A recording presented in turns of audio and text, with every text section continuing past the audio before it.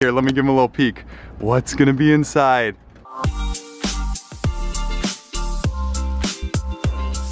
What's going on, JR Garage? Welcome back to the channel and welcome to the JR hangar. More on that in a future video. Can't show you quite yet. Wink, wink. Check out the plane there. It's currently in 100 pieces. It's in not ideal condition. Stay tuned to the aviation channel. Go subscribe if you haven't already. But in brighter news, you guys see the title. This is going to be probably the craziest car reveal we have ever done on the channel. It is by far the rarest car we've ever bought. The most valuable and probably the most special car to ever enter the JR Garage. This car is one normally reserved for the Ferrari collector, someone with an open checkbook, and not normally a car that we thought that we would ever acquire. Let me give you guys an idea of how rare this car is. We'll talk more about it throughout this video, but this car, they only brought 80 of them to the US with a 6-speed manual transmission. Of course, everybody's going bananas for 6-speed manuals, and this car is no exception. It is worth a gigantic premium over its automatic brother. And we just got one. We cannot believe we won it at auction for what we think is an incredible deal,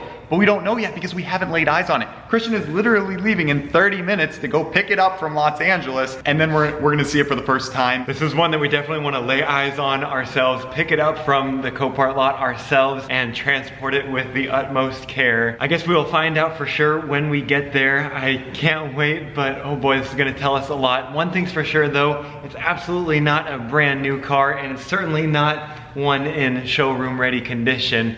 This car has got some damage to it, and we don't know the extent of the damage. You guys are gonna have to stay tuned to the rest of this video as we tear it apart with Kaizen Collision. We're gonna go start tearing it down, seeing what's all needed to be replaced. So this is gonna be a jam-packed video. It's gonna be a good one, but you better bet I'll be crossing my fingers the whole next 2 days. Obviously, it was in an accident, but it was listed as a car that doesn't drive and with mechanical damage. Mechanical damage V12 on a Ferrari V12. What have we gotten ourselves into? But you guys are gonna have to stay tuned to this one. It is gonna be such a fun rebuild. We already have so many different parts planned for this one. So what are you doing? Hit that subscribe button, hit that like button, go ahead and smash that button so that we know you guys enjoy this content and it makes us feel good about making more videos. All right, let's go. Christian, go pick this bad boy up and we will see you guys in 2 seconds.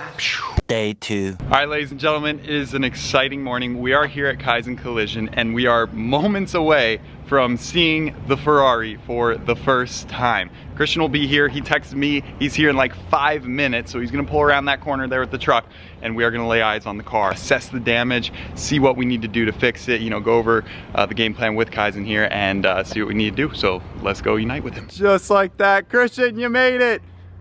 What are you thinking, 1,000 miles round trip or so? That was quite a haul. But you got it. You got some precious cargo in here. We are gonna open this door and I'm gonna see it for the first time. You only sent me like 2 pictures. You left me wanting more. They have no idea. There could be an F40 behind here. There could be an F50 behind here. There could be an Enzo. Let's give them a hint with the rear of the car. Yeah. Starters. Oh, they'll know right away when they see here. Let me give them a little peek. What's gonna be inside? Whoop. Oh, do they know from that? Well, if you don't know already, boom. Here it is, 575 Maranello.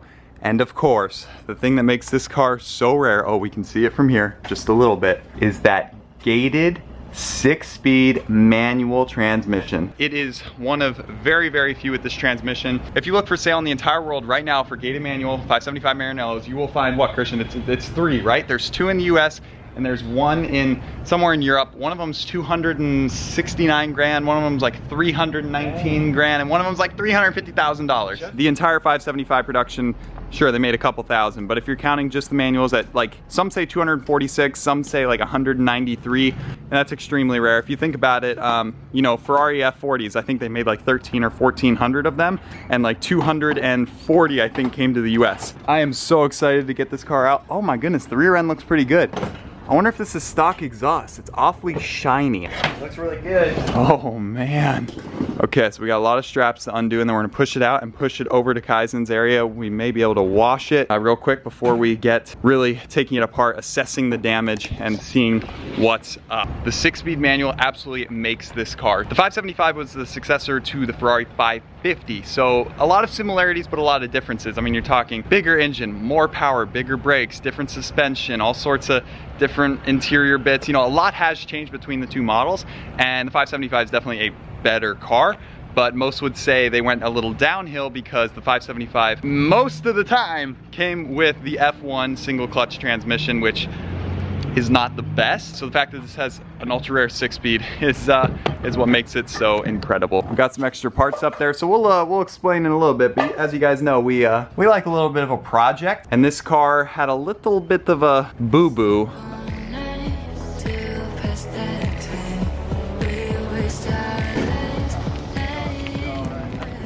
Okay, we got it rolled out. Meanwhile, guys, it's 114 degrees outside, so it is hot, but hey, you know when you got a Ferrari to play with? Wow, sitting in it for the first time. Oh my goodness, here are the headlights. You know, we have almost all the parts. Whoa, that clutch is really weird. I've never felt a Ferrari clutch of this era. It takes a lot of pressure to put it down, but once it's down, it like springs down and then it springs you back up. Oh my goodness, guys. Oh my gosh, this is insane. Oh, sticky buttons? Yes. No sticky buttons. They all feel really good. Maybe they were already treated. Here are the guys. Let's get pushing it. Here we go.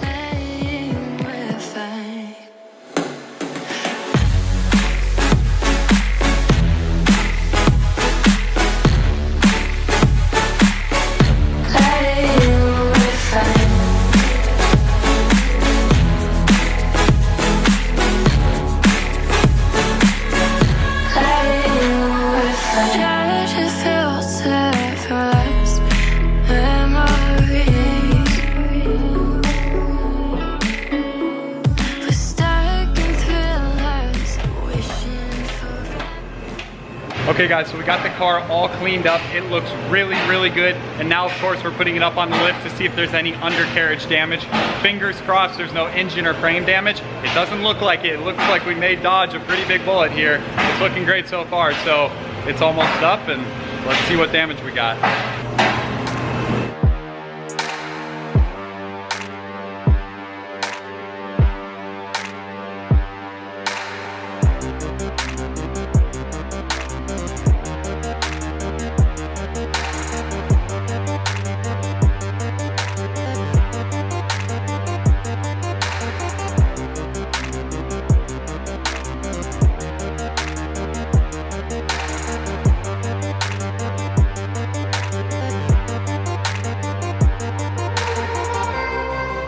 Check that out. I hope you can hear us. There's a little bit of fans and everything going. Like I said, it's super hot, but Kristen's out here cleaning up the window goop, making this car look perfect. I mean, after the wash, this car cleaned up. I love the rear end on this car. Look how clean and classy Ferrari that is. They are not messing around here. I think they're just as excited as we are to get tearing into this, so that's why they're already cracking on it. If we haven't explained already, we played a little Sherlock Holmes even before we removed all this stuff. Our theory is because of that wheel over there, it's missing half the tire. It's all shredded up.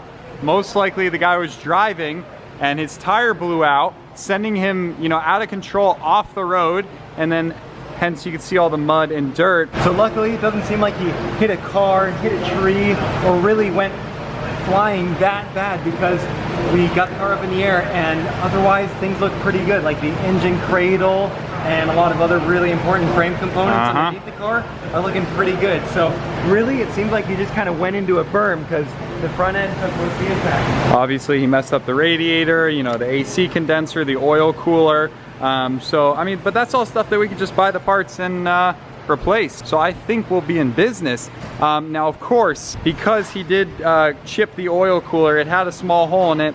It leaked out a lot of the oil. Obviously we still got some engine oil left here and in the motor, but most of it is probably no longer in the car.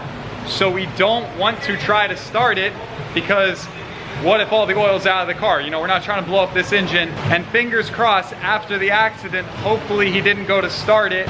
We'll see next video, once we get the new oil cooler on it. Hopefully it starts. And speaking of starting and engines and sounds, when it was up on the lift, you know, we're looking at these tips going, huh, these look pretty shiny and big. You know, what's going on here? We got up under the car and I noticed how the exhaust mufflers say 575. That must be stock exhaust. You know, it says 575. It doesn't have a brand anywhere. But check this out. Stock 575 exhaust doesn't say anything beneath it. It does not say 575. So that's stock exhaust. So I immediately knew, okay, wait, hold on. This is no longer stock exhaust. And then check this out. Boom. I found the ones that say 575. Well, guess what? They're Tubi mufflers. So that is a huge win. These muffler sections alone are $3,200. I cannot wait to start this car up. It is going to sound insane with that. And if you guys can see over there, right there is supposed to be 2 big resonators to quiet this car down. Guess what? They're already gone. He put in resonator delete pipes. So sure, we still have the cats, but now a free-flowing center section and the Tubi exhaust. This thing is going to sound absolutely crazy. There's not much we can do to make it louder unless we went with like equal length headers or cat deletes or something, but I think that would be a little too crazy. You know, this is a GT touring car, so I feel like this setup is probably pretty perfect. But I don't know, guys, comment down below if you want even crazier straight pipes. We can maybe make something happen. But I'm not gonna throw out some like goal, 15,000 likes for straight pipes, but still get this video to 15,000 likes. That would be appreciated. So yeah, there you guys go. Obviously, since the other wheel is there, you know, without the tire, they just put on the donut for now.